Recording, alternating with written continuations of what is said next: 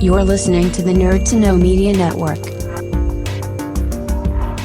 Join us at nerdtoknowmedia.com.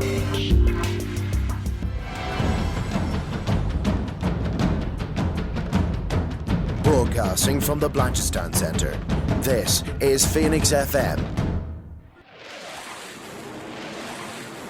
This is 92.5 Phoenix FM, community radio for Dublin 15.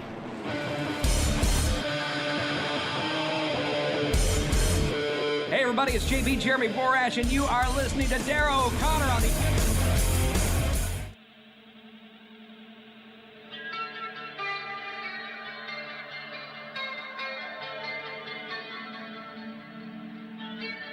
Welcome to the Wrestling Rewind, the only wrestling podcast by fans who don't hate wrestling.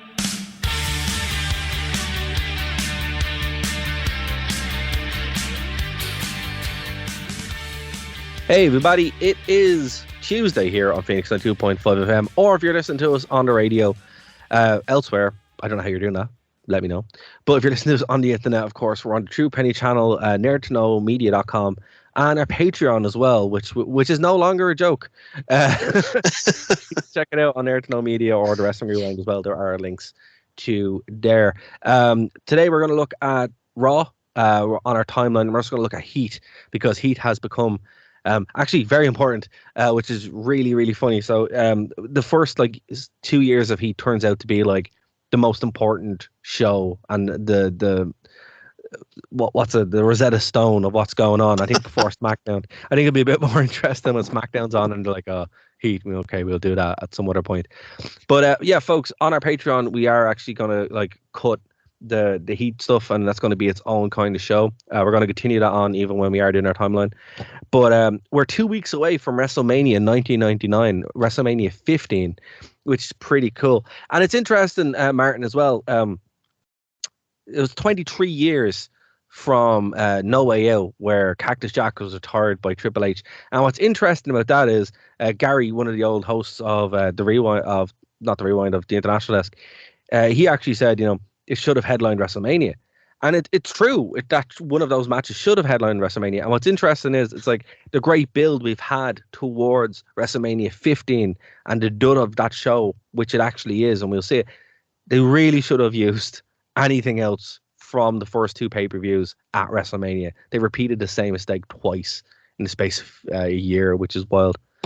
Oh yeah, but they had this thing constantly with Mick Foley and whatever gaze he was in, where they always, for whatever reason, they would never just go full tilt behind him like the fans wanted. He would main event maybe the Rumble, say, or we'd win the title, but it would be on Raw and he'd lose it a week later or whatever. Whereas all the fans wanted to see was Mick getting that moment on the big stage. But that's a minor quibble though in what was a pretty amazing career. So, guys, my name is Darrow O'Connor. Of course, you can follow me at Twitter at DarrowWV. And you heard him, you love him. His name is up there in the 1-0 category with MMA, has a better record than CM Punk, and CM Punk still fears him. It's Mr. Martin Hardy. How are things, Martin? Grand. We were chatting just before we come on. A wee dose of the COVID. So the Rona came back. The Rona got me again, but so Punk's safe for this week. But it turns out that I might have something else in common with Punk that I might be beating him out on as well. So it turns out he's a bit of an artist. He likes painting and drawing and stuff like that. Yes. And I was contacted this week by an illustrator saying that one of the poems I had written for a competition, that they loved it and they would like to see if we could work together to turn it into a children's book.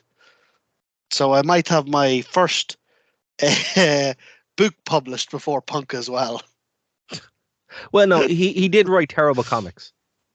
Oh, he had comics out, did he? Yeah, he did. He did some of the worst issues of the Hulk ever. Well, do you know what? In this case, I don't mind letting Punk have that win over me. I think it would be ungenerous of me to beat him every time. Right. So I'll take the MMA side of things, and he can have the comic book side of things. He can have the terrible comics. And look, guys, I'm not joking. Read those issues of Hulk. They are absolute garbage tier, and that's saying something because Marvel haven't written a good book in years. So, yeah. Well is it Hulk smashes his way into the arena and then sits down in the middle of it and does a 20-minute promo? It's not even that. Nothing happens. Literally nothing happens in the book. So it's like, this is pointless. I mean, his real life carry on is much more entertaining than anything he should have just, all that little promo, he should have like had Hulk come out and cut a promo, eating some muffins on like the Avengers. Yeah. That would have been great. Thor thinks he doesn't need my advice. Yeah, I mean, that's great. Hulk not know what he did to have an empty-headed, like Captain America, say to him. See, I mean, there you go. It writes itself. That's me censoring the quote because we're pre the war zone. Pre the war zone. We're pre war zone. We're pre podcast.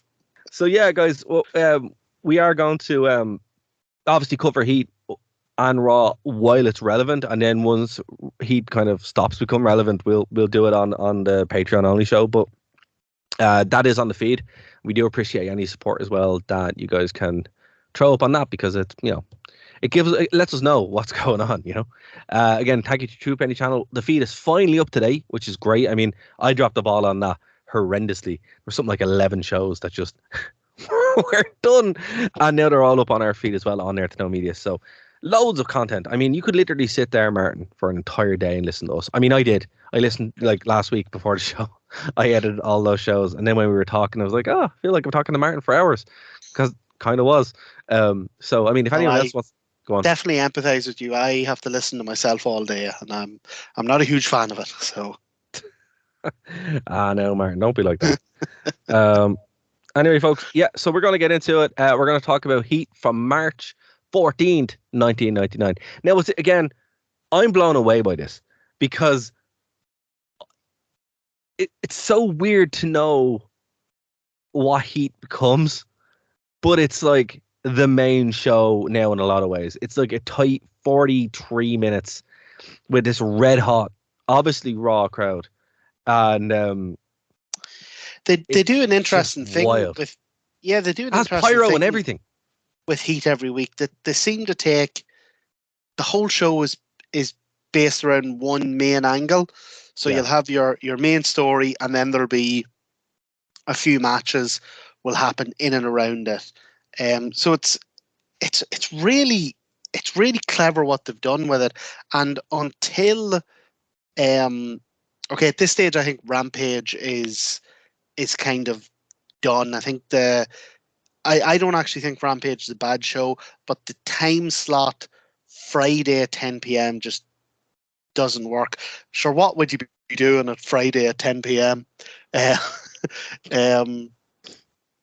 So I think Rampage is done a bit, but whatever comes next, you know, maybe if the AEW goes through these talks and they come out with something the other side of Rampage, I think Heat is a good model for whatever it is.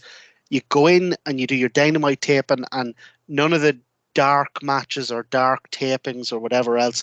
You have a really hot 1 hour show that either leads directly into or leads directly from your main show.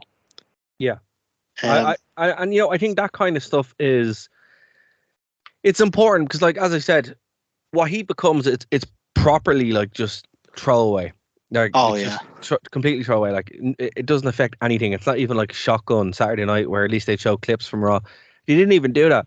This show for example, this show starts off with Vince McMahon and Paul White having a discussion that carries on directly to WrestleMania. It's still about Mick being the special referee, and it actually sets up the match that they're going to have at WrestleMania. So they make a WrestleMania match in storyline, in a promo, in the middle of the ring to kick off Heat. So if you don't watch Heat, what happens is they do a replay on Raw, but it's actually very hard to watch it that way, because it's actually very confusing. You know, I mean, it genuinely is very, very confusing. So I have to hand it to Vince Russo. and the team who are writing at this point, they make both shows literally can't miss television because they tie into each other so well. Yeah, this is even if, and I wasn't hugely impressed this week with maybe the matches, but even if the matches aren't great, or even if it's just not a particularly good Raw, it's excellent kind of weekly episodic television, because you can't miss it, because the story is changing week to week.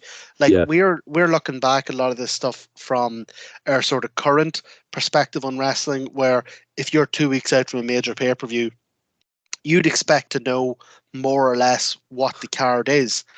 But we're coming into this thing, and this thing is changing week to week. We don't know, like we still up in the air, like you say, with the whole Mankind Big Show thing. And they were very clever in the way they structured the show almost like a soap opera. So where even if it's not a great episode, you still need to have seen it to follow the story. And it's interesting. It gives them a lot more time to breathe, because, Raw can be crazy. Raw can be absolutely wild, and stuff just kind of happens. This show is cool because it's the Mankind show. Yeah. He literally just batters random people for like 40 minutes. As they're in the ring, he hits, it's great. And it's a lot of character development that we haven't seen from Mankind. Obviously, we saw the brutality and stuff like those, but the fact that he's actually annoyed, we don't normally see. What's great about Mankind at this stage as well is because he is so good at playing the lovable goofball. Yeah. People forget, what his character actually is. People forget the type of matches that he actually has. So when he does unleash that, it's almost twice as effective, because you're so used to the goofball with the sock. Exactly. And it's funny because the sock had only recently been brought out, so the sock had just got over. And the other thing was with this episode, finally, now I don't, unless I missed it, we don't hear where it actually comes from or how it started. But this is the first episode where they start referring to the Big Show. I missed that. Yeah, I just picked up on it now, rewound it back, and Vince just sort of casually drops it in there. And over the course of Heat and then Raw, you'll hear people talking about the Big Show, Paul White, the Big Show, blah, blah, and it's kind of like it's like a soft release for the name, rather than him coming out going, Paul White's a man and I'm a monster, you can call me the Big Show, or something like that. I totally missed that. But this is it. This is March 14th, 1999. Well, look, the show starts off with Vince and Paul White coming out to be like, hey, sick of what's going on with The Undertaker, blah, blah, blah. Mankind's actually, I'm so sorry to interrupt you, Dara. Just a wee thing I wanted to say. Go on. The show actually starts off with something we were talking about last week, which is a brilliant video package on the whole story of The Undertaker, the Ministry of Darkness, how he's, haunting Vince and stalking Stephanie and all that. And again, it's like we were talking last week. This story looks amazing in video packages. You're spot on. It does. It looks so good in video package. It's kind of corny and. I actually think this is the one that plays at WrestleMania. Yeah, this is so like the actual story when we're watching it week to week. Sometimes it's good, sometimes it's a bit reaching a bit much, sometimes it's corny and plodding and whatever. But man, when this thing is cut down to its bare bones and put to like a really cool, ominous music track, this looks amazing. I used to have all the production music of WWE, like all of it, and it was just like, man, the music they had was great. Jim Johnson? Yeah, Jim Johnson was just on another level when it came to writing music. Everything just got you straight into it. So, it's brilliant. It's brilliant until you watch it week to week, and you're like, and it's disappointing. Like, I don't like saying that because the video packages make it look amazing. Well, here's the thing: it might be it's a different kind of terrible. I mean, when you're watching wrestling now, and you're like, oh, geez, that's terrible. It's because it's kind of like you're never bored watching Raw. Like I just actively like I sat down during the week, and I was good this week. I watched everything 2 or 3 days in advance rather than oh my god, I couldn't believe it. At 8 o'clock, going oh crap, horse talk to this fella, horsing through it. And I was just like, you just want to watch it. You want to binge it, and I did. I just watched a bunch of wrestling, and I was like, wow, this is so good. And even though, yeah, it's kind of corny or plods along, it still feels like there's a point to it, like you're going somewhere. Compared to nowadays when you're watching it and you're like, in AEW, you might have an incredible match, but some of it might suck. That's the payoff. There isn't this overarching massive story. And WWE, you might get a huge storyline or story payoff, but it also might be completely ruined, as we saw with The Fiend. They bring The Fiend back, and it takes him months to have a match, and then he has one of the worst matches of all time. It's like... I think you're right. I think they had hit on a rail during this era of WWF that hit on a real sweet spot where even if something was a bit ridiculous or a bit corny or a bit, crap, that somehow just added to the chaos of the whole show. Yeah, so even if these bits aren't great, the show as a whole is always, like you say, it's never boring and it's always an experience. That's the word. That is actually the word. It's an experience. They made wrestling an experience, and wrestling doesn't feel like an experience anymore. It feels like, I don't know what it feels like. I mean, that's the thing. Like when you're watching Raw, actually, the Rumble and WrestleMania still have that kind of luster to it, and when you go see it live, it can still have that luster to it. But when you're watching Raw or even Heat, when you're watching Heat from 1999, which is a crazy sentence, you're like, damn, this isn't like anything else. This is a must watch television. This is an experience. This is something that you're experiencing with millions of other people who are all experiencing it at the same time, and it's just unbelievable. And I don't know how they did it, but they did it, and it really can't be taken away from them.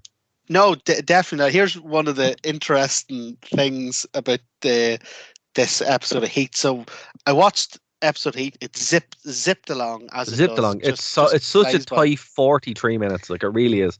But at the end of it, I was like, God, there was 3 or 4 matches, and they were pretty quick. There was different like roll-ups and then a DQ, and then one match never actually started. So I went back. I looked up. The other way you can look up like the results of matches. So I looked up the actual results for March 14th, Heat 1999, and if you take all the matches together and add up all the minutes. How many minutes of bell-to-bell wrestling do you think are on this show? Okay, I have it in front of me, but I'm actually... No, hold on. I don't, because I'm actually scrolling through the Nintendo store at the moment, so it's not too bad. So I don't have it in front of me now. But what? Okay, 3 minutes. 3 minutes. Oh, man. Am I close? 1 minute and 10 seconds. No, stop. 70 seconds. 70 seconds of wrestling on this show. No way. Is that for real? That's honest to God. You can go and look it up. One match. So I can't remember what the other one is, but the New Age Outlaws match lasts 17 seconds. So I've just swapped back here. I'm looking at prowrestling.fandom.com. Right. Test versus D'Lo Brown. DQ. 53 seconds. Yeah. Al Snow and Draws. No contest. And then Holly and Venus versus Gunn and Road Dogg. 17 seconds. The dark match apparently lasted a little bit longer, but what's the point in that? Yeah, we didn't even see it. And the dark match sounds great because it's like Austin and Mankind versus against Kane and The Rock. Oh my God. Why would you make that a dark match? Well, look, as we said, folks, right? This show was literally about Mankind going on a rampage. That's all this was. It wasn't a show, which is... I can't believe it was 70 seconds. 70 seconds. Oh, my God. That's got to be a record. That's so ridiculous. So, folks, when you're complaining about, in the Attitude Era, wrestling was great, No, it wasn't. The show was great. Wrestling was. That's 100% what it is. Yeah. I honestly God think wrestling now is better than it has ever been. Yeah, because everyone can wrestle. But Work rate there is a something thing. Yeah. undeniably fascinating, enthralling, and entertaining about these ridiculous, just gunshots to the head of 43 minutes of nonsense. But yeah, I mean that's it. Like I'm never like look, you can be watching a 5-star classic with the flips and the spins and the dips, and I'm like, I want to get out of here. With this, I'm like, I can't wait to watch more. And I don't know what it is. It's just I think it's just so engrossing that you're like, this is just crazy stuff. But it's so good. Some And of it this isn't. is So, hold on. this is Sorry, I just wanted to. Some of it isn't. Some of it really oh isn't. yeah. But when it's good, definitely it's is. great. So But this is us. This is us watching this now, 20 odd years later, like on the network, looking back at it and kind of knowing what happens week to week, or even roughly knowing what the stories are. Like you can imagine, like the excitement around this if you are watching this live in 1999 at the time, not knowing what's going to happen week to week. Like turn on Heat, turn on Raw, anything could happen. Like it's no wonder that this stuff was hitting 4, 5, 6, 7 million viewers a week. And you know what? It's kind of cliche. I think like what I'm going to say has been rehashed and over again. You go on Reddit and you see people talking about it, and it's with this rose tinted glasses. It's not wrestling. That's what I've realized. This show isn't wrestling. Oh yeah, It isn't. It really isn't. It is sports entertainment. This is it. This is the definition of sports entertainment. You know, but it's like sports entertainment with done incredibly well, done better than any, and people love it. And people are like, I love wrestling. It's like, do you? No, you like sports entertainment. And don't get me wrong, Yeah. I fully prefer this to most wrestling, and I'm not even going to be sorry about it. Yeah, you know, sports entertainment didn't start off as a dirty word. It became a dirty word because, like, the version of it you have now is just dreadful. But like when this stuff first came out, this was absolute fire. Nobody knew how to react to it. You couldn't help but love it. you do. We still can't react to it. It's 23 years later, and we're still blown away by it. It's like, and again, folks, if you're not watching this week to week, one, that's very weird. You probably should, because I mean, I don't know what you're doing. Go watch it, you know. But I think it's very hard to explain to somebody who hasn't actually seen it because it's so random and weird, but also isn't. Like the case in point here is the Steve Blackman draws kendo stick match, right? That wasn't a match, wasn't announced, happened in the middle of a segment, but is like super important for the next 3 or 4 weeks for some reason. And that's kind of the show. That's how all this stuff works. At the time, they're just like, right, do it all, and we'll get it all in editing. You know who should have won it? What's it called in the States? The Emmys. You know who should have won an Emmy? The editor of Raw, or the editor of those video packages. Because, man, it might have been car crash television, but out of the car crash segments, they produced absolute masterwork gold. Who doesn't love watching a good car crash? You know? I mean, that's NASCAR, right? That's what people watch NASCAR. That's it. Yeah, they got the whole half of the US watching it. Yeah. But these shows are very much like, we almost do them a disservice by breaking them down match by match, segment by segment, and talking about them, because they are very much a vibe. Yeah. They're a feeling. They're an experience. They're And I think that's why everybody's there. Like all the crowd, that's why they bring the signs and they want to be on the show, because it's like a rock concert.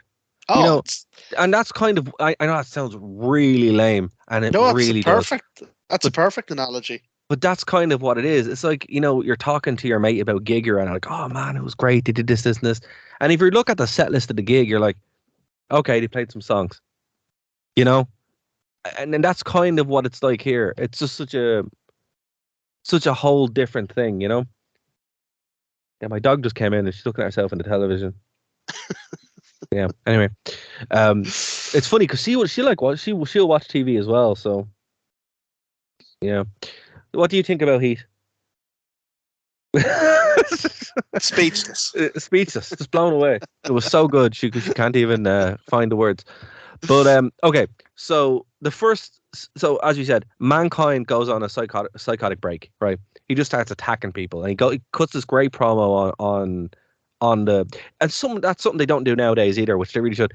He picks up the headset and he cuts this massive promo, and it's great because people at home know what's going on, and I think they did pipe it over the PA as well. But that's something that should be done more because it fills that gaps between what's going on at home and what's going on the show. And then he goes over and Test is walking out, and he just attacks Test like out of nowhere. It just starts baiting him around the place. And remember, Test is coming out to compete, so they don't do that either, where they have like clear, defined breaks. Like the ad breaks in this happen, but they don't interrupt the flow of the show. So Mankind absolutely batters Test for a while, and then walks away. Test then goes to the ring for his match, and we use the term match very, very loosely, folks. So Mankind gets cheered. He's obviously, this is going to set the tone of the night. Tilo is like, no, be good, don't hit me. Test is nursing, after getting punched in the face a couple of times. He goes to the ring. D'Lo Brown walks out, massively over, which is very surprising. Like, everybody loves D'Lo Brown. D'Lo's great, but the fact he's so over is actually crazy. Because remember, at this point, he was just the European champion. He's not here, but that was the highest he went. So he hasn't even won the IC belt yet. He's out with Ivory. It's still weird that he wants to hang out with Ivory, and but he's with Ivory. Ivory's waving some purple thing around for a little while. The crowd is super into D'Lo. Again, like, folks, very surprised. There are some great signs. I'm going to try read some of them because they're just great. Again, we are on we're on the radio, so we're on Phoenix at the moment, are we? Yeah, we are. So, sorry, folks, you're not going to hear the best ones. You'll need to wait till the end of the show and maybe join us on over on Nerd to Know. Yeah. You might hear some of the saltier ones. Save the ones you have, Marin, for when we're off the radio. But some of these are good. They're like there's okay.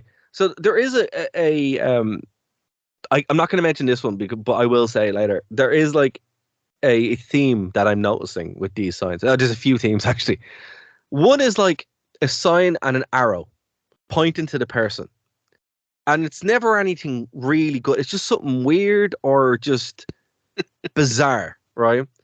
And I will talk about what that one is later on. But I have noticed that that's a sign. There's a random Hewlett Packard sign, and I'm like, okay. And then there's a Linda McMahon sign, which is also weird. That's amazing. Yeah. So it's like, okay. So they're the ones. Someone sat at home, excited. Oh, I got a ticket for Raw, and made themselves a Linda McMahon sign. Yep. So X-Pac randomly comes out wearing a Road Dogg t-shirt, which for some reason just threw me for a loop. I was like, why is he wearing a Road Dogg shirt? But he is. It's funny. It's kind of the opposite of what you were saying. So you made a really good analogy earlier where you said like these shows are almost like like metal concerts or rock concerts. Like the crowd is almost part of them. Yeah. And it's such a weird thing. In wrestling, you always wear your own shirt. Yeah. Where I remember reading like books by Metallica and stuff, and they were saying that in music, you would cringe to death if you were found wearing your own shirt. If you were seen wearing your own band shirt, you only ever wear other band shirts. You never wear your own. So yeah, that's still a thing, kind of. And I'm like, no. If the merch is cool, it's cool. Like, I don't mind wearing my band t-shirt. Where it becomes an issue is if you're on stage and more than one person is wearing the shirt, then it's cringe. Looks like a uniform, yeah. Yeah, Except it's weird. your whole thing is that you have multiple bands, so you could be wearing your horrendous T-shirt, and someone go, "Oh, look at you wearing your own T-shirt," and you go, "Actually, I'm aborted Earth, Dara." That's what I do. That's what I do. Yeah, that's my gimmick. Thanks. That's what I do. Yeah, no, but yeah, like it's funny that's a very good observation because like you remember when Punk came out wearing the Stone Cold Steve Austin shirt? Yeah, Like, that was weird. It's so weird to see a wrestler wearing a different wrestler's shirt. Yeah. Yeah. It's just I know again I don't really know why because you're like of course they're no not they're probably are mates in this case they genuinely are mates so you're like yeah Well, I weird. suppose they're in DX, like but Yeah. But So, even at that, like if say if Claudio Castagnoli came out wearing a John Moxley T-shirt, even though they're both in the BCC, you'd be like, "Oh, that's weird." that would be weird, yeah. Anyway, just a wee observation. So our little discussion there has lasted longer than the match because I timed it. Has it lasted longer than all the matches? Actually, yeah, it has, and this was the longest match of the night. So there's a bit of falling around for a little while. X-Pac is screaming complete nonsense into the microphone and commentary. He literally says nothing. It's complete nonsense. And yeah, that's Shane has been on commentary, so Shane's a better commentator. And he's an excited chihuahua. Yeah, like X-Pac is actually worse on this. So what happens then is Test grabs the belt, wallops D'Lo Brown with it, and X-Pac breaks up. So X-Pac basically cost D'Lo the match. So Test actually wins as a result of disqualification. But what is pretty cool is X-Pac does a class like reverse turning kick to knock. Yeah, I have Test that. out. I have that same note down here. Oh, it's great, isn't it? It's actually like wonderful. It's a wonderful kick. It's amazing, and it actually looks like maybe he botches isn't the right word, but maybe he hits it a bit too good because it looks like he does get Test you know how in the face with the heel. You know how hard it is to actually pull a kick when you throw it. Very. Oh yeah. Very. I mean, I can't do it. Like when I throw that kick, it's gone. It's like so. Yeah, I mean, I don't know. Dara's leg is like the Gaya Bulga. The Gaya Bulga was Cuchullin's spear, and once he'd thrown it, it wouldn't actually hit the ground until it had tasted blood. So Dara's leg is like the Gaya Bulga. Well, no, I mean, I think you learn it at second or third dan, where you actually learn to stop your foot because it's that control that you have. But yeah, I mean, that's what looks like it happened. I mean, X-Pac's kicks have always been great, but I'm like, well, okay. Yeah. He obviously did. Like he stopped. He stopped at like first degree or something where he's like, "Oh, no, it's fine." Come here. You said something a couple of minutes ago where you're like, so X-Pac says some stuff. I have no idea what it is. It's just gibberish. Yeah. X-Pac's song. Do you know the start? Do you know what's being said at the start of that? X-Pac. That's it. I always thought that's what it was. Is it not? No. And What it's is like it? one of those. Have you ever seen that meme where a thing says either brainstorm or green needle? Yes. But it just sounds like whichever one you're reading. You're reading at the time. Yeah, I have seen it. Yeah. My whole life, I thought he was saying, X-Pac. Is he At not the saying start it? What's he saying? He's saying, make some noise. No, he's not. Mental.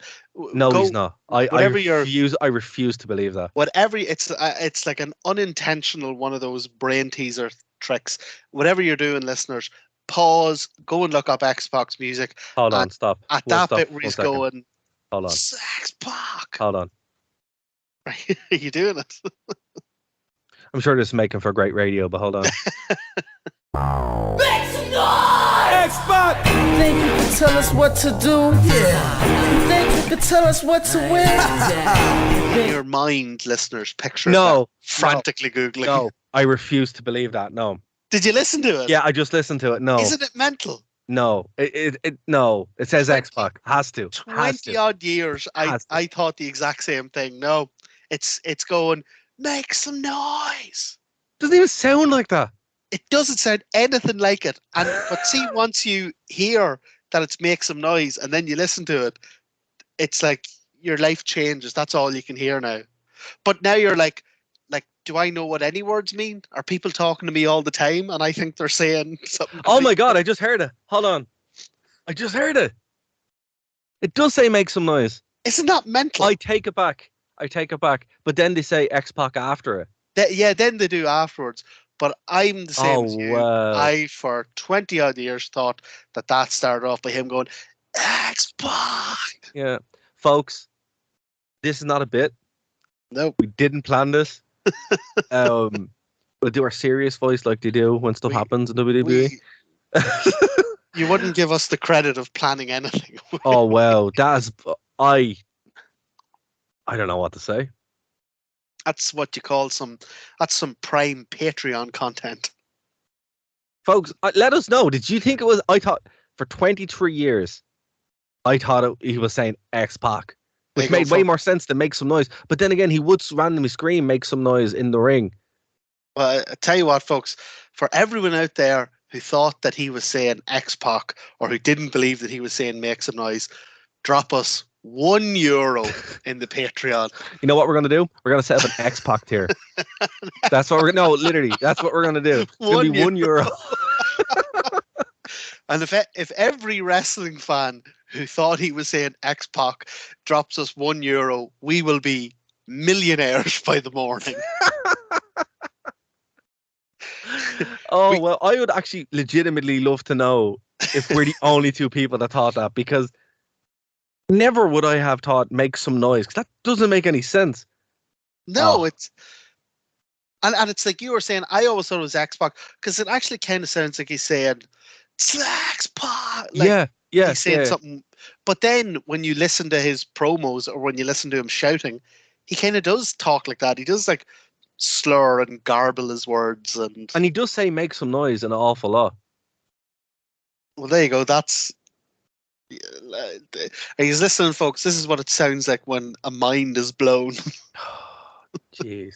Anyway, so that match, inverted commas, ends, and we have X-Pac doing his little celebration to the music that we spent actually 6 times the amount of that match discussing. Then there's Mick Foley with one of the old school blue chairs, which actually kind of disappears after this. You don't really see them after like 2000. And it cuts to Vince and Big Show going, oh, I want to go out and batter him. And it's like, no, don't. And then we have a return of the Coast Guard recruitment video. Or what's it? You don't call it, what's it? They have some name for it. I can't remember the name of it. Yeah, Rescue of the Week. Recruitment. Oh, no, yeah. They don't openly call it recruitment, but it is recruitment. And it's a clip from last week. It's one set of bouncing bosoms short of just being like, being in the Coast Guard is basically Baywatch. And it's a random clip from last week's Heat where it's The Rock and Paul White in the ring, and Austin comes out and stunners the Rock, and that's it. See these like because this happens on Raw as well, where they'll do like slam of the week and stuff like that. I don't think, because it's rarely the best actual slam.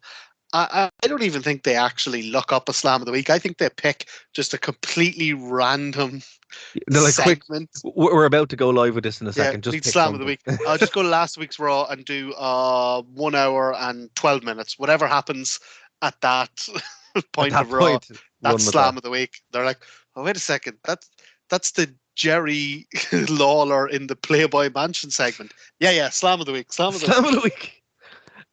So Al Snow comes out and the crowd loves him. For some reason, Shane is there. He's hiding behind Kevin Kelly. Mankind comes out with a chair, absolutely batters Al Snow, like kills him with the chair. And Kevin Kelly's like, they're friends. What is this all about? And yeah, that was my thoughts too. But again, Al Snow's the man who had a fantastic hardcore match with himself. So, I mean, so Al, I can't be sure because he doesn't specify in his book, but I think this is the segment that Mick Foley talks about in his book. So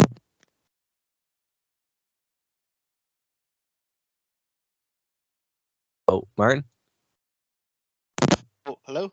Yeah, oh, we lost you for a second. Oh, sorry. Go on. So, so Mick Foley talks about this incident in his book. Now, I don't know if this is it, but it looks a lot like it. So apparently he hits Al Snow with the chair so hard that Al is actually genuinely knocked loopy. So he goes down and then he gets up straight away, and Mick hits him again because he's like, what are you trying to out hardcore the hardcore legend? And it turned out that it wasn't that he wasn't selling it; he was just knocked loopy. And apparently we'll find out now next week if it happens or not, because apparently on the next week's show, Mick Foley comes out and does this rib that Al Snow didn't know about, where he says, oh, hey, Al, I hear you got a sponsorship with Lazy Boy, which is weird because you don't normally sell chairs. Poor Al didn't even know it was going to happen. Oh, that's brilliant. But I felt bad for Al Snow in this because he takes like not unprotected chair shot, but then again, it would make sense if he did get loopy in this. Yeah, because he looks out of it, but then again, that's his gimmick anyway. So it's very hard to actually tell if he's concussed or not. Because I mean, like, hey Dara, does that look weird today? Well, yeah, it looks weird every day. It's Al Snow. So for no reason, Draws comes out, but it's explained that the match actually was supposed to be Al Snow and Draws. And then Draws gets battered with the chair. I love that Mick, like, he like kind of like taps him with the chair to be like, here, turn around. He turns around, walks straight into a chair shot. It was a hell of a shot. Oh, man. The chair is bent. He hit him so hard with the chair. One of the old school chair shots that I'm sad we don't see anymore because it looks cool, but happy we don't see anymore because of the brain damage. So it's like, you know. I mean, I'm still in two minds about them. I think a chair shot can still be used sparingly and really convey like it's an injury angle. Like it's not like Mick getting smacked 12 times in the head at the Royal Rumble or whatever. It was 28 times. Oh, yeah, we actually. There's a commentary. I'll put it back up on the feed. There's a commentary track that me and Gary did years ago, where we actually watched the match and we counted. It was 28 times. Oh, yeah. But yeah, I get all the stuff about CTE and head injuries and all that, but I think there's still a place for it nowadays, but just used really sparingly, and it being like a really devastating like. But you know what was super effective, and I actually 100% agree with you. But you know what was even more effective? When he did the double arm DDT onto it. Oh yeah, it looks cool. That looked really cool, and actually, Draws didn't get up for like a couple of minutes, so it actually did. Chairs need to be reevaluated, I think. They threw the baby out with the bathwater because of the whole Chris Benoit thing, but I think, which I mean, absolutely fair. But they probably could really reevaluate that, you know? So what happens is Mick grabs the mic and he's like, listen, Vince, sort this out. Vince and Big Show, who just does not look happy to even kind of be there. He just looks like the whole time he's like, I should have stayed in WCW. I could be world champion now. He'll soon change his mind. Yeah. So, yeah, basically it's a back and forth between them. And he's like, I'm going to come back and batter you. So they don't talk about the match again. I didn't even see them being cleared. Val Venus comes out, still the IC champion again. The biggest storyline here is the Ryan Shamrock thing. Hardcore Holly follows him out. He's the hardcore champion. Doesn't even wait to be introduced. Actually walks out behind Val Venus. So they enter as a tag team, and they've never once been a tag team. Val Venus. It's such a weird way to do it. It's a weird way to do it. None of this is announced. No. Like, I'm watching this going, what in the name of God is happening? I think Hardcore got attacked on the way out to the ring because he's holding his head like he got battered. So I'm actually looking through it here, and I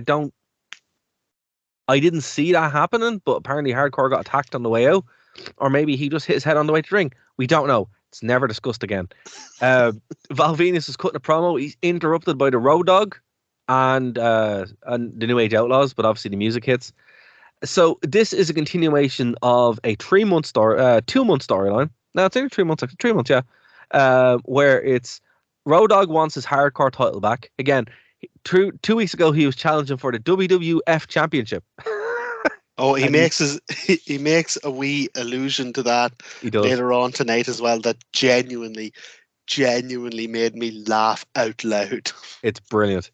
And Billy Gunn really wants the IC Championship. So again, this will be a couple of months away from him winning the King of the Ring. So they are trying to build Billy Gunn to be the next big thing. And he encounters a man called The Rock. And it doesn't Puts work. an end to that. It puts an end to that very quickly, but we're jumping ahead several months. So the New Age Outlaws are like, all guns blazing, properly going for it. And Val Venus suddenly gets a really, really meh, what's it called? Reverse DDT? No, what's the move called? Suplex. No, it's a reverse suplex into a bridged pin, and just gets the pin in 17 seconds. Match over. Bizarre. Pointless. Weird. It wasn't even a roll-up. A roll-up would have made more sense, actually, because a roll-up would have been like, oh, it was a cheap win. No, his shoulders, he bridged the pin, and that was it. It was a legit win. There was no screwy finish here. This was just... Yeah, which really surprised me, because I was really enjoying Val Venus as Intercontinental Champion. Yeah. Oh, no, wait, I'm confusing it with the match later on, am I? Yeah, later on. Yeah, later on. This is the tag match. Sorry. Tag match. Yeah. Again, the match being very, very loose. It's basically the promo before the match, and then there's a promo after the match, and that's kind of what it is. And basically, they just insult each other. And I have to talk about the next segment, because the next segment is. Hold on, before you do. Go on. Just to tie up this segment, one of the Road Dogg's lines in the promos is, "I'm not after that belt around your waist. I'm after what's holding it up, your ass," which I thought was a bizarre line, but it reminded me of, do you know the comedian Mitch Hedberg? No. Oh, he died years ago, but he's this fantastically weird comedian who just did these strange one-liners. But one of his really famous jokes is, "So my belt is holding up my trousers, but my belt loops are holding up my belt. Who's the hero here?"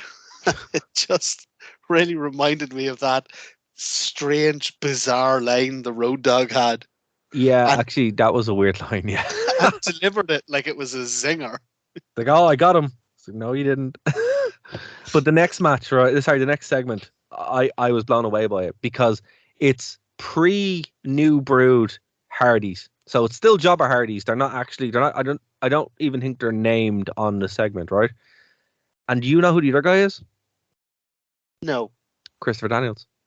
No. It is Christopher Daniels, yeah. You can tell because he's wearing his Onk shirt. See, I wasn't even looking at him, because I was like, oh my god, it's non-heel but non-Hardys.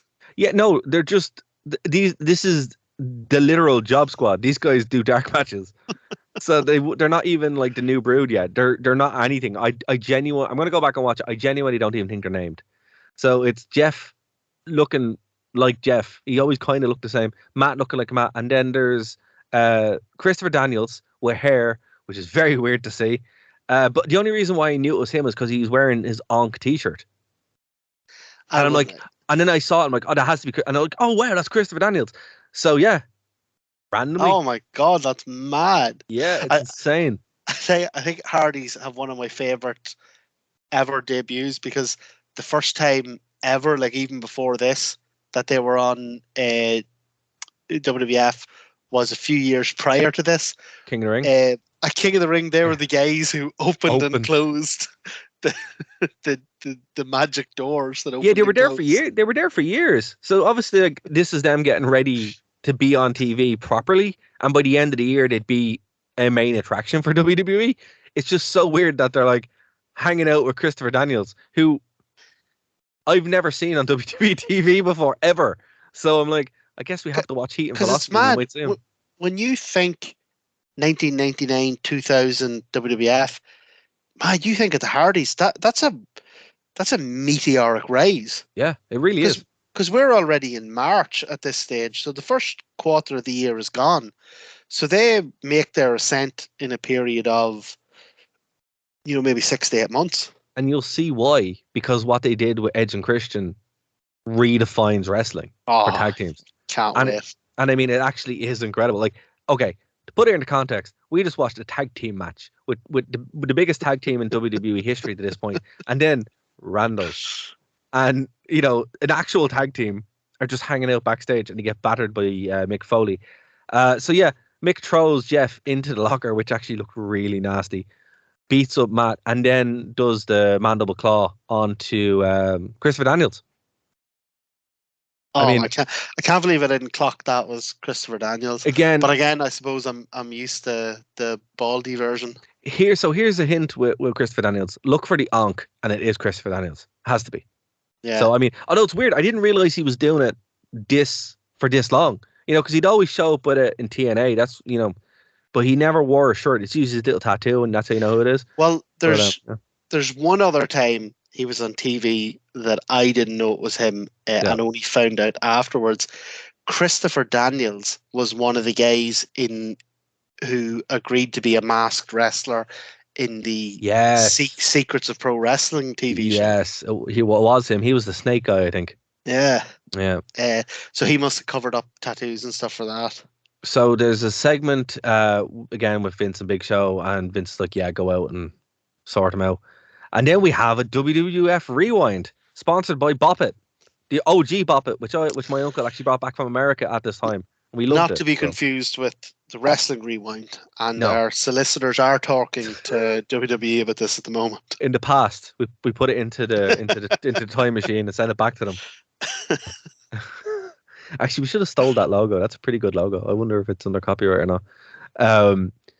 But yeah, so it's not even like a big thing. It's the Undertaker crucifying the Big Boss Man, then him escaping, setting the Undertaker symbol on sign, which they never name. They never give it a name. They just say that symbol, and then it's him getting arrested. So that's the Rewind. Sponsored by Bop It. Twist it. Pull it. Sponsored by Bop It. Yeah. The Undertaker is stalking Vince McMahon's daughter, who he intends to kidnap and enslave or marry or who knows what. Sponsored by Bop It. See, here's the thing. So what we were talking about at the Royal Rumble thing with the, it wasn't like if Undertaker's Hell in a Cell match with Big Boss Man at WrestleMania had been sponsored by Bop It, I'd be annoyed. But I'm okay with that segment being sponsored by it, because I'm like, it's a segment. It doesn't matter. It doesn't ruin the thing. Yeah, because it's a segment. Because the Undertaker didn't sit down and go, the only way, McMahon, for me and you to resolve our differences is with a game of Bop It. or they use the Bop It in the match. Yeah, or they with a Bop It match. The ring is surrounded by Bop Its, and he just hit him with it. Bop It, Bop It, Bop It. Yeah, every time. Oh my God, King! He's hitting him with Bop It. Every time you're thrown into the corner, all I can hear is pull it, twist it. Oh well. You have to, whenever you get someone in a submission hold, you have to do what the Bop It tells you. Bend it. So the next segment is with Public Enemy. And Michael Cole is sitting there, and he's talking about the battering that they got, and then they replay it, and it looks just as violent as it was the first time. I mean, what could you do except just try and work it into an angle? Yeah, no, absolutely. I think that was like the right decision, and I was kind of like, oh well, okay, they've actually they're going to give these guys a bit of a push, and then they're pretty much saying, look, we're not going anywhere. Then the Brood come out and batter them again, so it's like. He doesn't even get that sentence out before the Brood is just violently attacked. Now it's less violent than the Acolytes, because I think it's all worked. It's not like a legit assault. Tilo tries to pull them away, and Mike Chioda's there as well, but they're not getting very far. This is like the most violent I've ever seen Gangrel as well, which is really saying something. Funny, I was just about to say that. It's like no way. Yeah, I don't imagine this being like a shoot beat down, because Gangrel, despite being a vampire, seems like kind of the chillest dude. Yeah, it's like, again, I wouldn't imagine the Brood being the ones to do that. Now, to be fair, Public Enemy did pick the fight with the Brood by dressing as them, so at least there is some kind of consistency there. But then we see Mankind see heel JR, and The Rock makes his debut, and The Rock is actually hilarious. Like, just in general at this point. As a kid, I wasn't a huge Rock fan. I genuinely wasn't. But I appreciate him now a lot more because he's quite hilarious. Then we get the original OG Chef Boyardee Mankind promo again, which is always fun.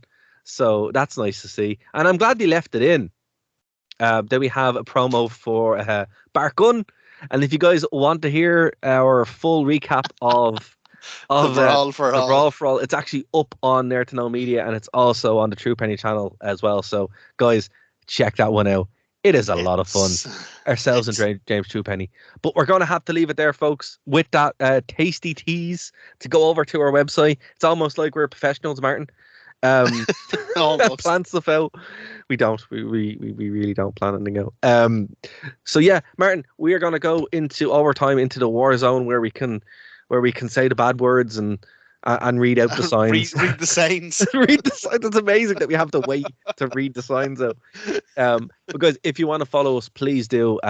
Genuinely, this show is nothing without you guys listening. Thank you for checking us out on Phoenix 92.5 FM. Go over to nerdtoknowmedia.com, the True Penny channel, or of course the Wrestling Rewind. All the links are there for the Patreon, for the website, for 124 free shows as well. So tons of content.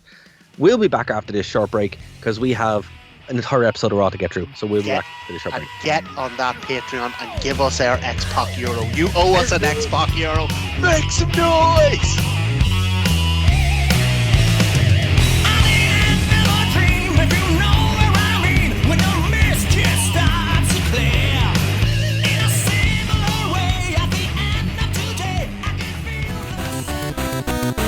Thank you for listening to a Nerd to Know Media production. You have nothing else to do on a Saturday? Do you like nerd things? Now check out Nerd to Know Basis here on Phoenix 92.5 FM, 5 p.m. to 6 p.m. And then head over to nerdtoknowmedia.com for all of our shows as part of the Nerd to Know Media radio network. Think you can tell us what to do? Yeah. You think you can tell us what to win? You think you better? Yeah. Well, you better get ready to bow to the master. Alright folks, and we're back. Martin again. What a great outro. I can't believe it was Make Some Noise. I really can't. Telling you, make some noise, and our new catchphrase is going to be X-Pac Euro. That's the name of the tier. That's going to be the name of the tier. X-Pac Euro. You owe us an X-Pac Euro. Oh man, guys, legitimately, please do go over to the Patreon. It's, you know, you can give whatever. We really would appreciate it, and it means we can kind of do more content. Actually, have an excuse to go and watch more wrestling, and you know, hang out a little bit more. So yeah, we're totally going to put up that like X-Pac Euro as like the first tier, and of course it is for Nerd to Know Media as well. So there's other kind of stuff you can ask for and all that stuff as well. So it's not, we're not just going to use it to. Actually, no, we probably will just waste it, but you know, I'll definitely use my share. Just piffle it away. That's it. But no, X-Pac Euro, I love it. So, Martin, before we move on, signs that you clocked in Heat. I referred to earlier on where your man was holding it up with an arrow, and it just said "big penis," and it shows up 6 or 7 times in the show on the hard camera, and it's like, what are you doing? There's also one saying, what was it? X-Pac gives China head. Oh, Shane gives China head. That was it. There's what was the one you'd sent to us earlier on the? Oh my god! Let me read this one out. I don't want text. I don't want to ruin this one, because this is so good. So this is just a random one, and hold on. And before you read it, you should know that whoever got this seat angled this perfectly, because the screenshot it's from is Vince stood looking grim, and then this sign directly behind him. Yeah, I think he was coming out to the ring for Austin, so we don't know when it was from, but we will try to find. Vince McMahon is gay, comma, and also loves to bang little chickens. Little chickens. Little chickens. Vince isn't the kind of guy who bangs some big fat chicken. Oh man, That's just, it's wonderful. It's wonderful. I mean, it's so bizarre, and it really is a credit that we have to wait to after the show to really kind of go into it. So magnificent. So yeah, they're starting the proper build up now for Bart Gunn, freshly haircutted Bart Gunn. What did he call him? Iron Bart Gunn? The anvil. The anvil Bart Gunn, yes. No longer just Bart Gunn. Or Bodacious Bart. Or Bodacious Bart. Going against Butterbean. But folks, if you haven't checked out our show with James Truepenny where we talk about that already, do go now and then come back and give us money. It's a very good show. Like, it's a good listen once we get over the initial shock. So once the three of us get over that, but why didn't they just work it? Once we get over that, yeah, then we kind of get into it. Yeah, and actually get into the matches in air quotes, whatever. Yeah, it's a fun listen, but it does take us a few minutes of just sitting around looking at each other, going, but it's wrestling. What, I just don't understand why they didn't work it. So the next segment is The Rock doing a backstage interview. It's not the best one. It's not the worst one. Excuse me. It is what it is. Then we cut to Tiger Ali Singh in the ring again, which he did it last week, and Kurt Angle battered him. So, he's all over telly. Well, I mean, for this segment, I didn't think they'd get anyone else. So what happens is he offers $500, I think, at this point, for someone to come in and mock JR. Now, here's what's interesting. Do you know who this man is? No, who is he? So this man is Ed Ferrara. And for folks who don't know that, he is the other writer of Raw. Now, he would leave WWE with Russo, go to WCW, redo this character in WCW as Oklahoma. Oh my God. So this is the genesis of not McGillicuddy. That is where I knew him from. Yeah, Ed Ferrara. When he did because his JR impression's pretty good, but it looked so familiar. He's bloody Oklahoma. He's Oklahoma, yeah. So this is the debut of Oklahoma. That is mental. Also, I have to call out the fact somebody in the segment brought a whiteboard and changed the sign. He said he's the best bartender going or whatever. That's genius. Oh, bringing a whiteboard instead of saying. Whiteboard. Yeah, that's an idea, folks. Bring whiteboards with you. Yeah, that's class. Because I mean, if you get in trouble, you can quickly rub it out and be like, "Well, it's the whiteboard's fine." So yeah, this brings out swastika. What are you talking about? This is the Undertaker's symbol. This is the Undertaker. No, I wasn't holding up. So this brings out heel JR. Doesn't say anything this time. Doesn't kick anyone in the nuts. And Dr. Death. Dr. Death suplexes Tiger Ali Singh into the future and walks away. Then it's when we get a sign that says WrestleMania sponsored by Crispy M&M's. The feeding frenzy has begun. Also, you notice the event is sponsored by not the matches. Imagine the Undertaker. I want M&M's, etc., etc. JR then cuts a promo. It's not really a good promo. Sends out the Big Show to go deal with them. And I wouldn't mind. Dr. Death could have actually done something there with the Big Show. No, he leaves. But leaves, just walks away. You're like, what are you doing?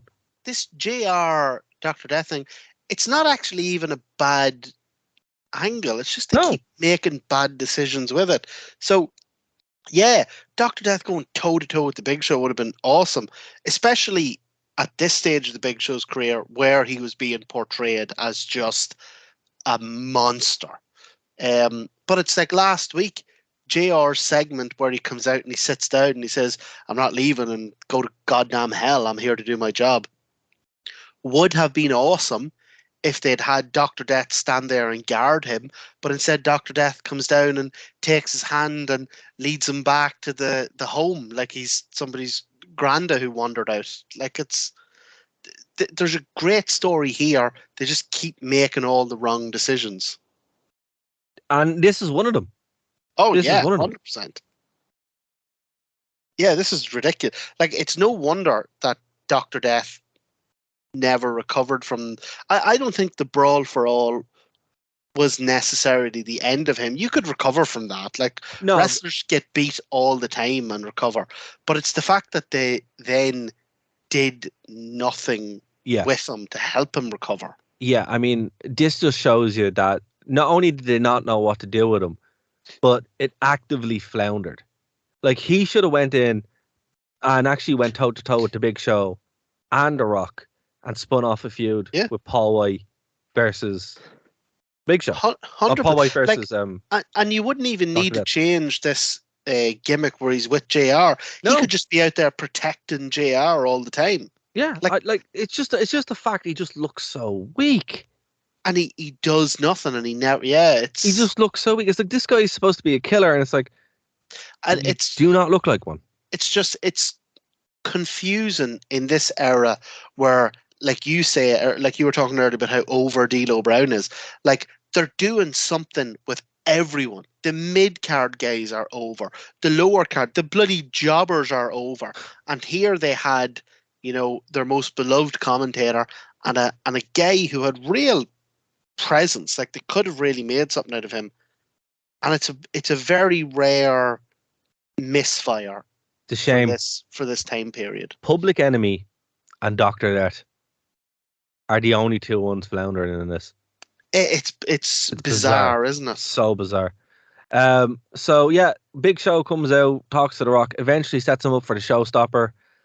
Mankind, I think he does hit the showstopper. Mankind comes out and absolutely wellies him with the chair. Just a beautiful headshot to the point that it opens up the chair. Those blue chairs, they were something else. They were just different. They always hit a little bit different. And then did a really nice crumple to them. They did. Unfortunately, the Big Show gets up, absolutely buries Mick onto the chair. That really looks sore. And then Austin's music hits, and we have stunners for everybody. I don't think he stunners Mankind, though. I think he stunners The Rock, definitely. And then they set up for their obviously dark match. No, sorry, there's no stunners on that. That sets up the dark match, which we don't see. Yeah. Did you notice? So earlier you mentioned, I don't know if it was just the frantic nature of this show, or maybe the way it had to be edited down to an hour, or edited down to 43 minutes, really. But you mentioned earlier that, like, the camera kind of missed what was going on with Hardcore Holly. There was a couple other things the camera kind of missed. Did you actually notice how this show ended? Yeah, it just ended. That's why I thought there was a stunner. There wasn't. The show just ends. But it ends with the Big Show lifting the ring. Oh, wow, I didn't see that. Exactly. Yeah, I had to go back and watch it because I was looking at it, and the ring kind of, the Rock's moving around the ring like he's falling, but I just thought maybe he was backing up. But then you can hear the commentators going, "Oh my God, the Big Show's lifting the ring." So I had to wind it back, and yeah, you can see, it's hard to see because of the camera angle, but in the far corner, not the hard camera side, on the audience side, you can see that the ring is slightly up and shaking from side to side. Now, it's obviously not Paul White doing it. They obviously have something set up underneath it. Yeah. But yeah, that seems like a pretty big angle to miss. That this monster has lifted the ring. Well, look, we end there and we go into Raw. Now, what's weird about Raw is it actually opens with The Rock coming out. So obviously they're setting enough time that enough time has passed. So what more than likely happened here is they had a dark match, went back, let everybody go out and go to the Jacks, and then they brought them back for this. Can I just say the opening package that's exactly the one to use for WrestleMania. Oh, I think it's exactly the one to use for WrestleMania. But when the intro for Raw is War starts, and I can see why, man. This is the golden era of packages. This gets you hyped. But it gets you hyped, and then it goes into Raw's War, and that intro is just fantastic. It's brilliant, and it's never been equaled. I know some people like the Underground Union or the SmackDown one, and I like those too, but nothing matches that full on. You're in for, and I mean, the thing about it is, it actually sets the pace very well because you're in for some serious shit here. You're gonna see everything. And even the footage that they use, like the song is awesome, but that fiery footage that they use over it rather than like just straight in-ring footage or whatever, or like it's a really brilliant atmosphere they create. So you're 10 seconds into the show and you're already You're already in it. Yeah. Yeah. You've already totally suspended disbelief and you're ready for whatever fucking nonsense is about to come. Okay, so the show opens up and it cuts around the arena. Some funny signs. There's 5 lads with their shirts off, all dressed like Val Venus, and it just says Venus on them. And it's also Hardcore Holly fan club. One guy. One guy. No, it's one guy and then a girl with a sign that says Kirsten. So she's obviously not in the fan club. Oh, she's Kirsten. Oh man! And then there's a sign that you can only says, see one side of it. The front of it says Kirsten, and the back of it would like to disassociate herself from the Hardcore Holly fan club. We got a couple more China is my dad signs, which I mean is it's a strange one. It is. It's very of its time.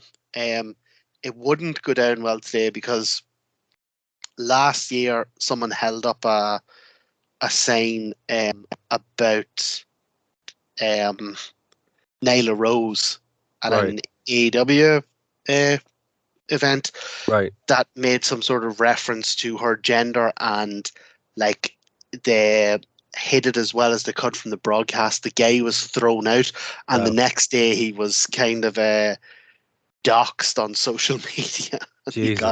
I have to say, when people discover the Attitude Era, yeah, I mean, hours and hours, like the signs alone, like we had to wait now to say the signs because whenever Vince eventually goes to trial and people start asking, oh my God, how did he allow such an atmosphere to develop among his roster? And they're going to look at the crowd for 2 seconds and they're going to go, oh, all right. The thing about it is, though, look, even though some of them are absolutely abhorrent, some of them are genuinely like, we support Ivory. Ivory's great. And I'm like, that's so bizarre. That's so bizarre. You're genuine fans, like.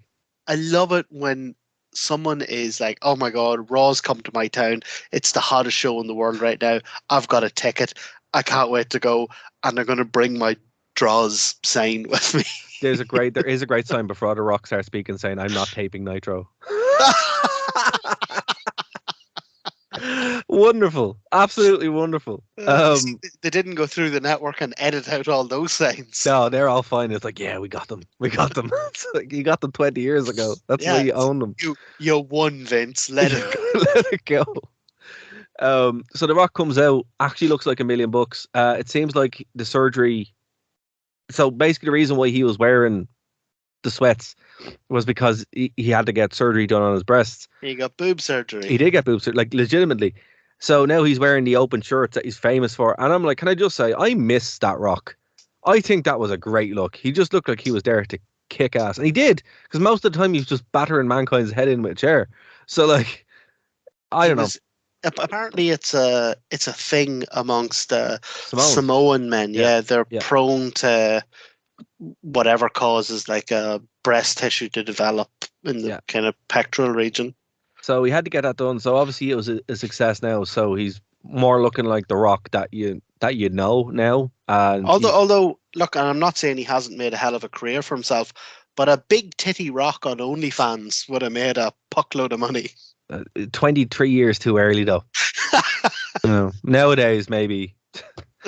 I'm pretty sure there's a cosplayer though that can do that as a gimmick. Maybe he could get the surgery to put them back.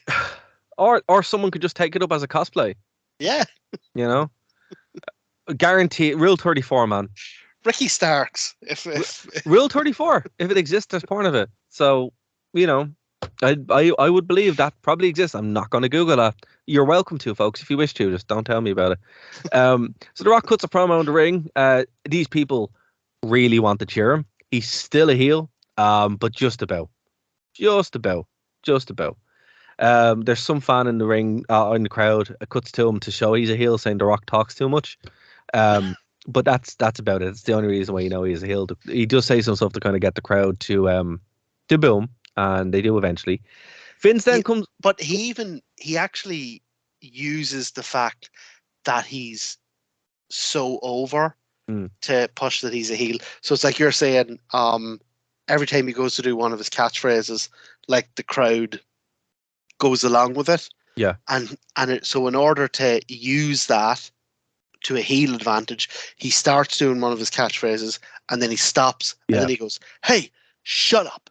This isn't sing along with the champ." Yeah, it's brilliant. So it's kind of like the way Pac now, not X-Pac, Pac now slides into the ring and he walks over to the corner and he puts two hands on the rope as if he's about to jump up in the turnbuckle, and like put his arms up to the crowd, and the crowd really want to cheer him, and he puts his arms in the turnbuckle and then he just doesn't. Oh, it's like an awesome wee heel move. But The Rock was out there for basically 10 minutes by himself. And the crowd's loving it. Which you have to hand it. I mean, that's 10 times the length of wrestling that was on Heat. He was out there by himself and the crowd loved it. So Vince eventually comes out, Paul White eventually comes out, and you have a little scuffle in the ring. And they're pretty much going to be like, look, we need to get on the same page. We have a championship to retain, blah, blah, blah, blah, blah. And then we set up... One of the sort of lines of logic that Vince uses is, you know what I've done for you in this business, Dwayne. You know what I've done for your family. That's actually, I know it's obviously 20 years earlier, but it's pretty much the storyline of, have you been watching Young Rock? Oh God, no. It's actually not terrible. But that's the storyline of it is sort of Vince McMahon's relationship with his father and with his family and with his grandmother's promotion in was it in Samoa or Hawaii or wherever? Yeah, it'd be the island of Samoa. Yeah. So it's it just was interesting. It reminded me of the program Young Rock, which genuinely not as terrible as you might think. All right, I might have to give it a watch. So we get an ad for Sable. So we're going to see Sable. The weirdest thing I've seen in wrestling in probably ever, and that's really saying something. Lads come out with timber. Yeah. And they start building something during the match. And these aren't wrestlers. These are just workmen, and like the match would be going on and you'd be hearing like buzzsaws and stuff going. So it's the Road Dogg against Val Venus for the IC belt, and the Road Dogg wins. Clean in the middle of the ring. Yeah. Now he again, former #1 contender. So, they had to give him the work rate belt, So he got it. So, because it's Road Dogg. That's who needs the work rate belt. I didn't like this. Yeah. I was really enjoying Venus as a champion. And in fact, I've made a decision and Venus is now 100% on my Buckley list. Is he? Interesting. 100%. Interesting. Okay. But I think, so later on, I mean, we'll get to it, but later on, Billy Gunn wins the hardcore title. Yes. And I'm thinking, okay, maybe this is a thing they're doing where DX is going to hold all the kind of undercard titles. Yeah. I don't know, but it just, this on its own made very little sense to me. Hold on to that. Hold on to that. So we have a weird. So basically, the lads have built this table-like structure. It's much like a box-like structure outside of the ring, and they don't really explain what it's for just yet. We have a match with Shane McMahon and Jared Briscoe. Shane McMahon defeated Jared Briscoe and Pat Patterson in a 2-on-1 handicap match. They're dressed as the Legion of Doom for some reason. So what happens is Shane says, I'm the European champion and people are saying like I don't deserve it, that I got this belt through nepotism. I'm going to show you that I'm a worthy champion. I'm gonna take on a handicap match, and I'm gonna take on two of the toughest guys you've ever seen. And then they announced that the Legion of Doom are coming out. Oh man! And it does the full Legion of Doom music and all. Yeah, yeah. The only thing is, two things got me with this, and I think they say something about the crowd. So this is maybe where we get the sort of modern day myth of the casual fan. Right. I think this Raw is a lot of casual fans, just fans who wanted to be there because Raw was so hot at the time. Yeah, I believe it. Shane does a wee line about how he's going to beat X-Pac 1, 2, 3 Kid. No response from the audience. Yeah. And then the Legion of Doom, or the Road Warriors, who a pop is literally named after, the Road Warrior pop, gets no pop. Gets no response from the crowd, like even before they find out that it's Patterson and Briscoe. So I just thought that maybe kind of says something about the fan base at the time. Speaking of the crowd, did you catch a Jericho sign? No, I missed that. Yeah, so as Vince and Shane are walking away, there's some lad screaming at Vince. He has a sign saying, "Jericho, make a move." Oh, nice. Yeah, yeah. So there was still definitely some smarks. Yeah, no, there absolutely was. So the real storyline happens after this match, and it's up on the Tron, and it's Vince's home, right? The Ministry, I have to say, the Brood look terrifying in this. They properly look like vampires or stalkers, depending. Oh yeah, man! Edge's that big grin he's doing when he's walking around with the sunglasses on. That is so creepy. Yeah, so it's just super weird, but it cuts then to, we're gonna finally find out what's underneath this table like underneath the table like structure now has been covered by a cloth, so we're gonna find out. M&M's presents the Slam of the Week, and it's Dr. Death slamming Ed Ferrara and Tiger Ali saying. Well, I tell you what, just before we move on from Slam of the Week to the what's in the table, we missed a wee section. All right, go. Sorry, I love this next segment. It's wonderful. Sorry, go on. That's why I just want to get this in before you go off. So, there's a wee segment we missed earlier where they go backstage and Road Dogg and DX are all standing around celebrating Road Dogg holding the IC title, and Road Dogg goes, "I'm the you got to read that. That says I'm the ICCHAMP.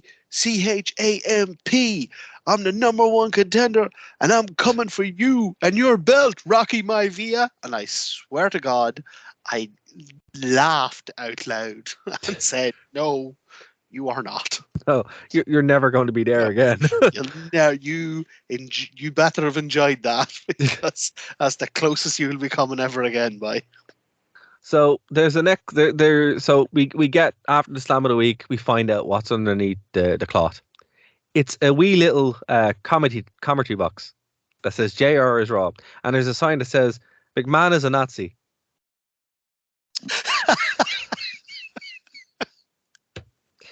Randomly, no context needed for that, but there you go. JR comes out with Dr. Death, and okay, so he's able to have his own set of headphones, which obviously has to go into the feed, which requires an awful lot of setup. So, that's obviously what those those lads were at. So those lads didn't only make the table; they're also able to hack into. Well, obviously, comms. How else would you connect a headset to the live feed without a buzzsaw? Obviously, you need a buzzsaw to do that. I mean, there's an empty chair right beside them. He could just go down and sit down beside them. Do you know what? I kind of like this. I thought this was a real dick move. Yeah, it is. Yeah, put it right in front of the other commentary desk. The fans were into it. The fans were like, you can see them, particularly the ones, maybe not the ones further back, because when you're there live, it's probably hard to tell what's going on. But the fans who are around that area of the ring, they're loving this. They're like going full JR chants and that. And then JR just puts, because heel JR has a mouth on him.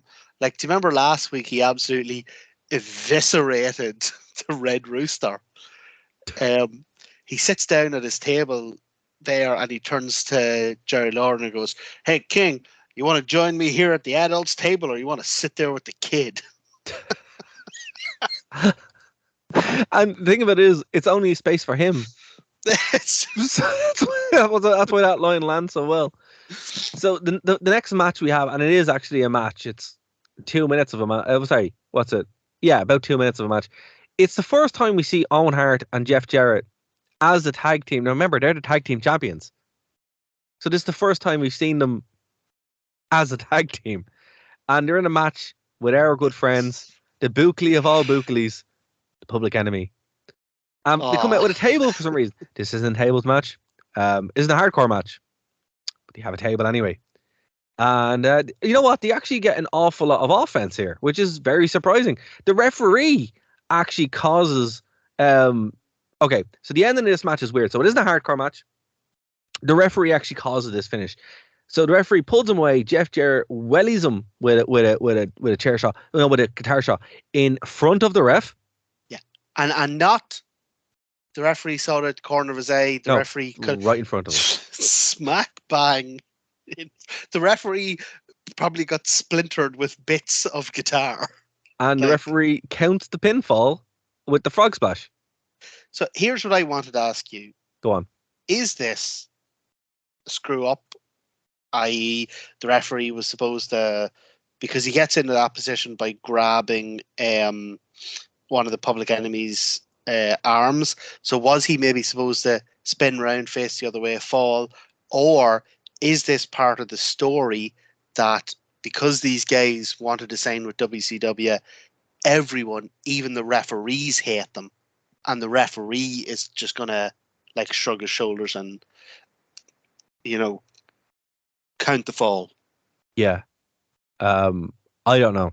I genuinely don't. I think this was just poorly thought out. Are we putting too much thought into 1999? Yeah, I think there was a botch. I think the referee was supposed to look away, and he didn't. And obviously, Jeff Jarrett, I have to say, those guitars look so cheap. They look so cheap. They do, but do you know what? I'm kind of torn on them because they do look really cheap, but they shatter amazing. They do. I know, but I prefer the ones he used in TNA. What was different about them? They were silver. And same in WCW. Because the thing is, when Honky Tonk Man broke or almost broke Jake the Snake's neck with a guitar shot, Yeah, it wasn't gimmicked.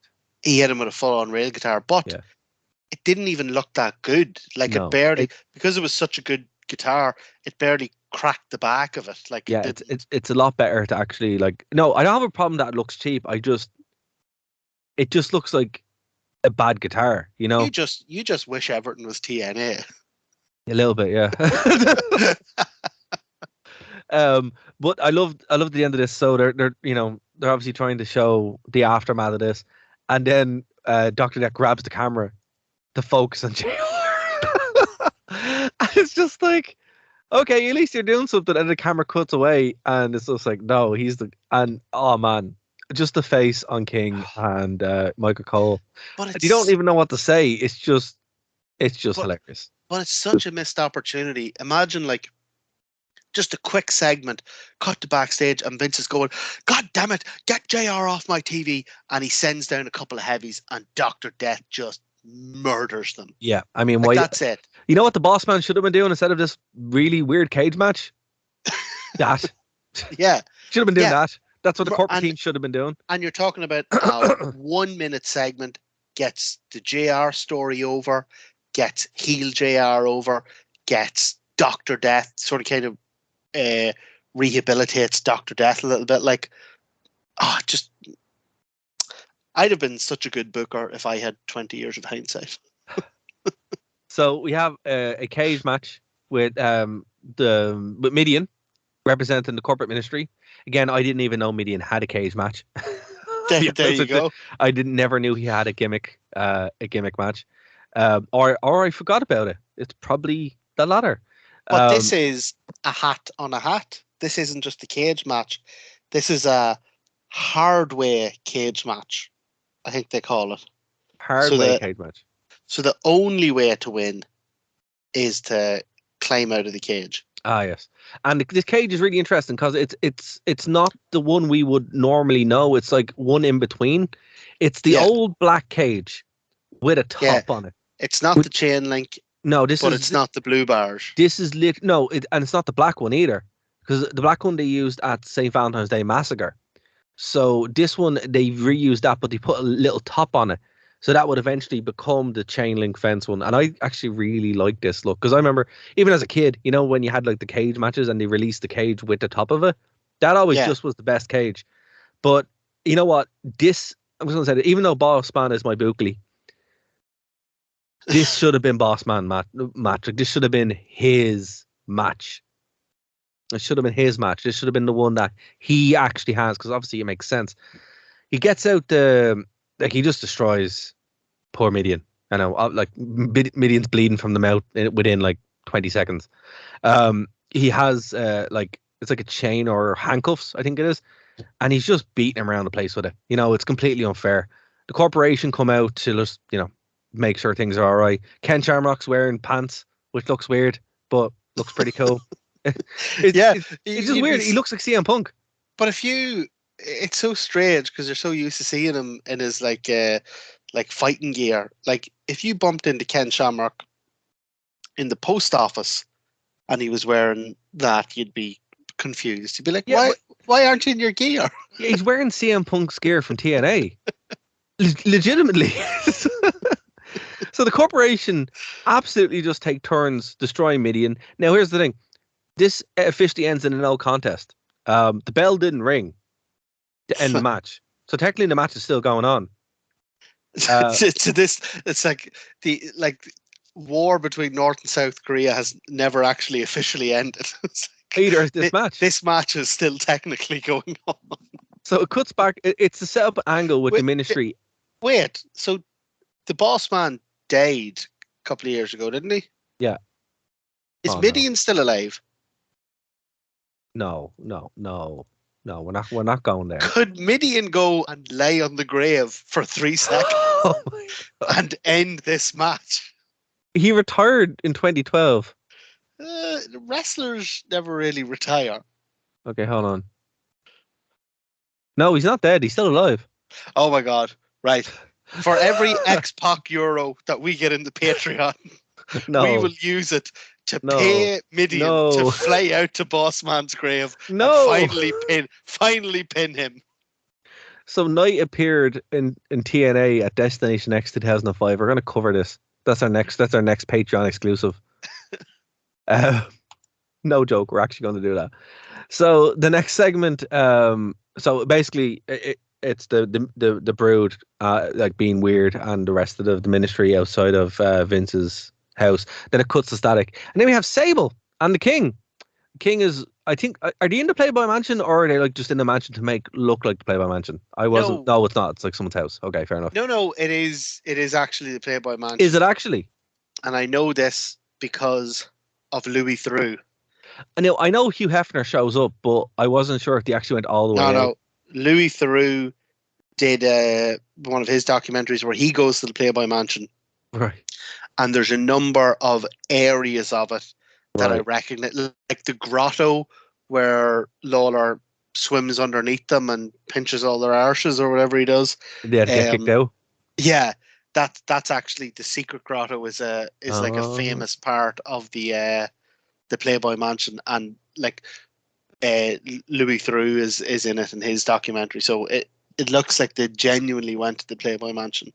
So King finally gets what should be his biggest payoff ever, and he comes out looking worse than he did when he went in. Do you think this is a case of be careful what you wish for? Because he gets thrown out, he embarrasses himself, and he ends up looking like a complete loser. And like if ever you're going to go to a place where you can molest women with no consequences, it's God. Oh my God! Have you ever read any of the stories about Hugh Hefner? Yeah, no, I have. That's why I'm saying, oh my God. It's the Playboy Mansion. So Per King can't even get his dirty old way at the Playboy Mansion. So they show on the Titantron clips of the pictures, obviously censored. But I mean, this is going back. They should have just done this with the OnlyFans for your one. I can't remember her name. Oh, Mandy Rose. For Mandy Rose, yeah. I'm sorry. I know I keep bringing it up, but I just think it is such an injustice the way this is like over a month now where they have been like literally just showing these nude pictures of Sable and Playboy, and they fired Mandy Rose. But before we get to that section, so the whole Playboy Mansion skit, like forgetting all the other stuff and the crack and the king being a ghoul and all that, in terms of being a ghoul, in terms of all time, like ever, worst acting in wrestling, where do you think this skit lands? Oh, stop! It gets even worse. It just gets progressively worse. And this should just be, it should be just easy. Go out, and then you have a little striptease as well, in it as well, and that just gets it worse. I think it's probably up there. It's like, okay, we're going to dust off the old Katie Vick scale. We're going to have the desperate times cost for desperate measures. This, my friend, is 4 Katie Vicks out of 10. Yeah. So Jerry Lawler shows up, and 5. Sable's... It's 5 Katie Vicks out of 10. Sable's laying there reading her own copy of Playboy, the copy of Playboy that she's in. Oh, that's what my tits look like. And Jerry Lawler walks in and Sable's like, oh, Jerry, only you could be late for a tour of the Playboy Mansion. Like, oh my God. Yeah, no, Sable is not good. She never was, but she was willing to really kind of put herself into it full on, so she did. The segment eventually leads into an in-ring thing as well, and it's terrible. That's all it is. It's absolutely atrociously bad. I did think it was hilarious that when they brought her Playboy images up on the screen, and the juicy bits were censored. Like they had a black bar across them saying Playboy. Yeah. You could hear the crowd. The crowd sound genuinely disappointed. These Egypts full on thought they were going to see tits on TV. Well, I mean, they did last week. I suppose. I mean, the guy behind... But not up on a 60-foot Titantron. No, I mean, that's a bit much. You can see 6 inches of tits. You can't see 60 feet of tits. No. I think that would be excessive. So remember, the next match has JR back doing his work, and he has his little notes and everything. I mean, he went full bore into this, and he's calling the hardcore title match Bob Holly versus Billy Gunn, and it's actually really refreshing to hear JR on commentary. Now, it looks ridiculous when it kind of pans back, and again, Dr. Death is just there. I mean, why isn't he challenging for the hardcore title? It's just... Again, another bloody thing that would have a perfect way to rehabilitate him. Yeah, there's just nothing. There's just nothing. So this match in and of itself, genuinely not the best hardcore match I've ever seen.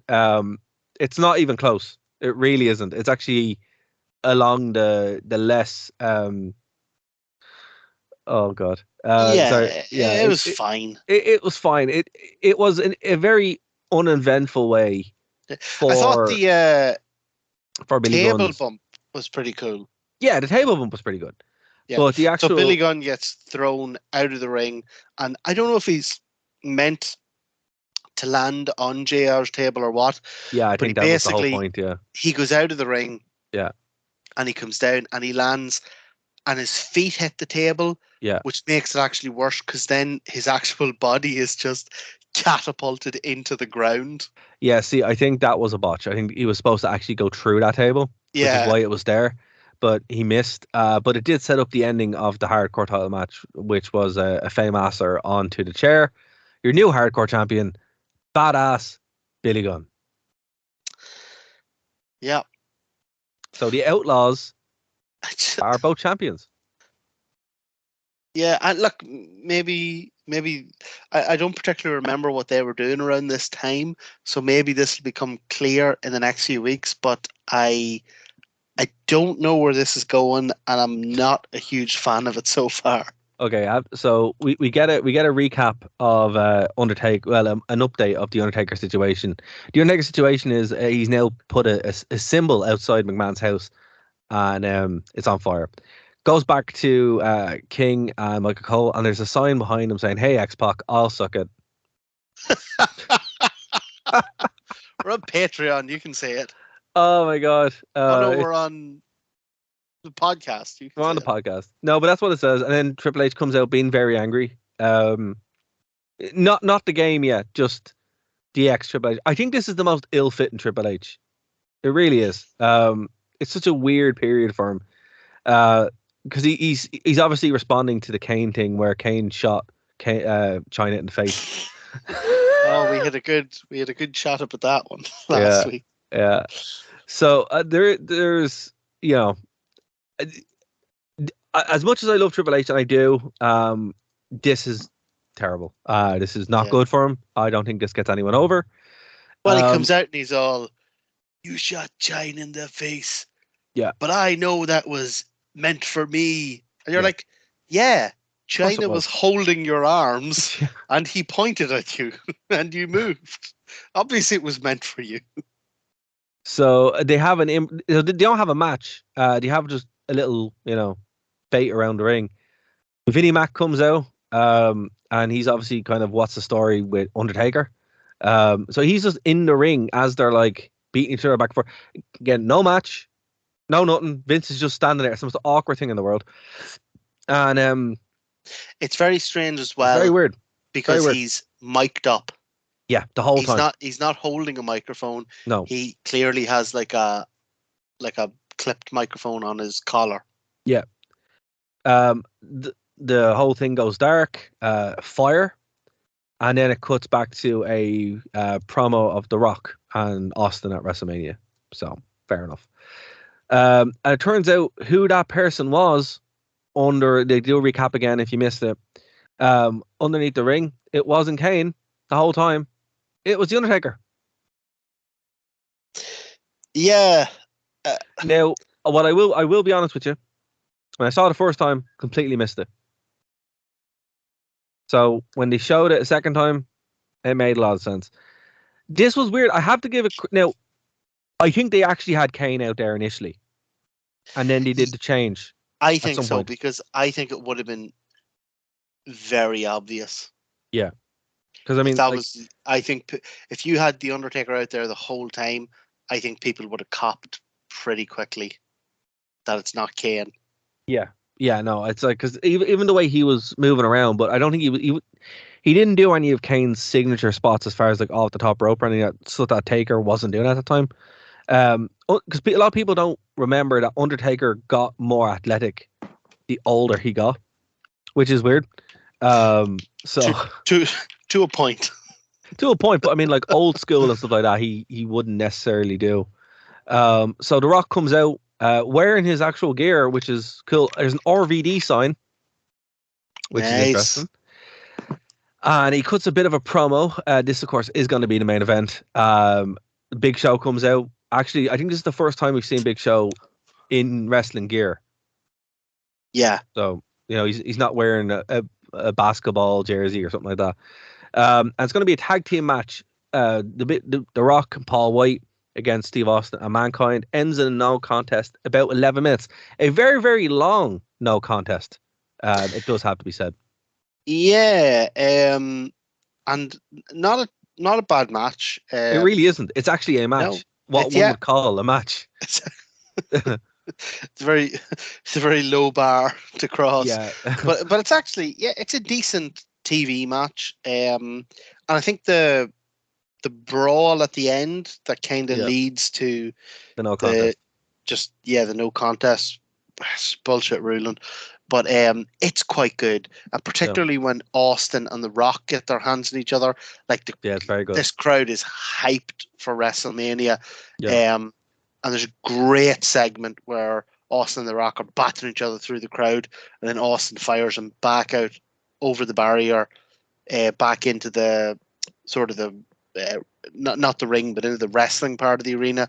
Yeah. Hoofs him up on the table, and then drops an elbow from the barrier onto the table. And that's something you see over and over again in the highlights of this feud. Yeah, that specific moment. Yeah, because it's a great shot. It's a great elbow. It's like it's a very believable high flying move. Yeah, you know, it's not. It's an Austin fine. Yeah, and the table buckles perfectly underneath them. Like everything about it looks great. Yeah, no, absolutely. As you said, kind of a bullshit ending, really, where it's like, yeah, match over. Yeah, I mean, this wasn't overall. I didn't think this was a great Raw. I think they've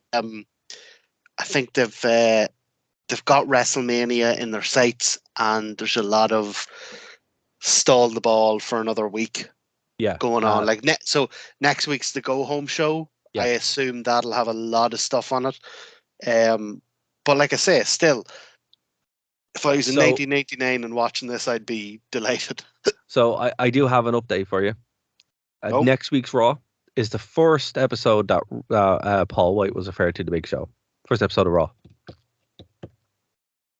So the officially on Heat. Oh, okay. Yeah. No, they call him the Big Show on this one as well.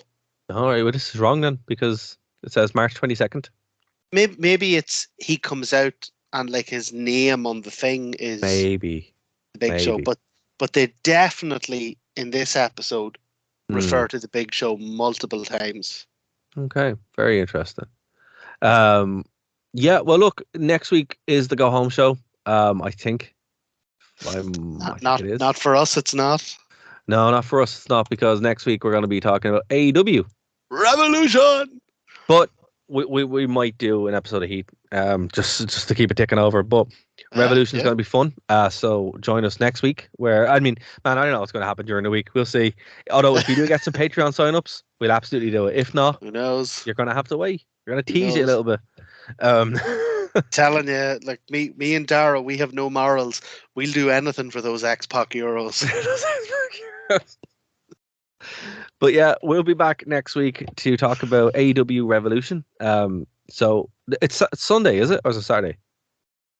Sunday, unfortunately. Heartbreaking. Let me got it. Oh man, I really wish it was on Saturday. That'd be a lot more fun. So do I. Well, it would at least mean that I'm going to be a capable, cogent employee on Monday, which is not going to be the case. That's fair. Yeah, so we're going to after next week we'll go back into our timeline. But again, we do encourage every listener to go to our Patreon. Literally the best way to find it is go to nerdtoknowmedia.com. It's going to give you a nice little everything is there. It'll give you a nice little list. TheWrestlingRewind.com is the same. Or you can go to Patreon, search for Nerd to Know Media, and there's like icons. It's very, very easy again. Sign up to the Patreon. We're going to have the €1 X-Pac euros. X-Pac euro. And so that's the cheapest one you can get. And then there's other ones there as well. So yeah, we encourage you all to go there, and that helps out the show a great deal. Martin, is there anything you want to plug before we get out of here? Make some noise! Make some noise! I still can't believe that. You've telling you, everyone out there who didn't realize that, €1 into the Patreon. It's least you can do, folks. You now have life-changing information. Exactly. It's the least, and indeed the most you can do. Well, no, the most. Give us like £100. Like, that'd be nice. That's 100 X-Pac euros. That's a lot of X-Pac euros. But no, folks, again, if this is your first time checking us out, thank you so much. Go over, subscribe. You can either get everything off the TruePage channel, go to nerdtoknowmedia.com. Links to Spotify, all that stuff, we are there. And of course, the PC or PG friendly, or either one, friendly version of the show is over on Phoenix 92.5 FM every single week. And then we get an extra bonus thing where we can swear and read the signs out. So yeah, we'll see you after Revolution. So see you later, guys. Keep on that.